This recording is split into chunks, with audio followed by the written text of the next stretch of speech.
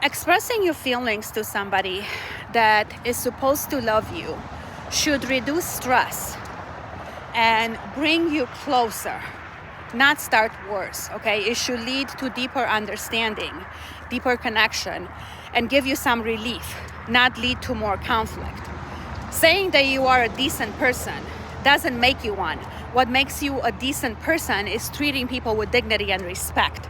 And when a decent man messes up, as we're all bound to do once in a while, he tries his best and apologizes.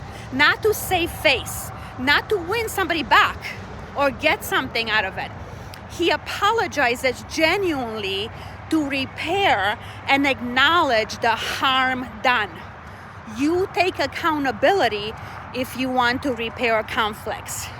You want to have the difficult conversations without calling the other person horrible names.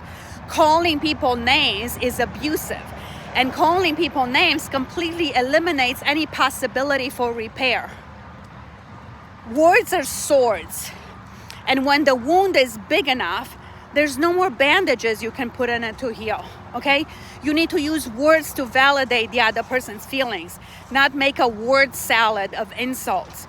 It's offensive and harmful to somebody that feels neglected to dismiss and not validate their feelings, right? I bet you like it. You get a lot of dopamine when you hurt other people. When somebody comes to you and has some issues that they need to bring up, you have sensitivity to criticism, and instead of being curious, you become an abuser. You deny, then attack, then distort the conversation with a bunch of word salad to avoid accountability. Then you go around and triangulate other people to look like you are the victim. This is classic Darvo. It's not just you, trust me. It's not just you who does this.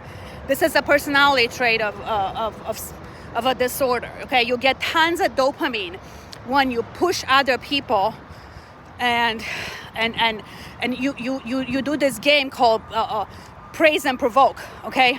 If you don't get praise, you provoke chaos. That's what the game is called. Praise and provoke, you know? That's not how a decent man operates. That's why you're not a decent man. There's no safety and trust in this relationship. Zero trust. One of the hallmarks of a decent person is having the ability to change when they are presented with information that their actions have a negative impact. You don't know how to apologize. Being sorry is risky because you have such a fragile ego.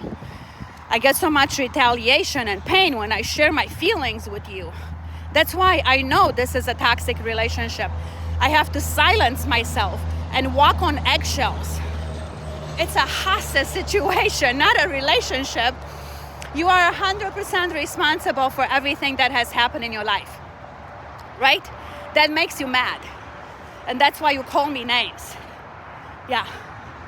You know, when I see a pattern of abuse, I need to walk away. I don't care if you're my family or a friend that I've known for 30 years. If you abuse me, you gotta go, okay? Everyone should feel safe when they talk to you, and you should stop lying and cheating so people can start to trust you again, right? And with that, don't lie, don't cheat, don't steal, and don't kill any insects today.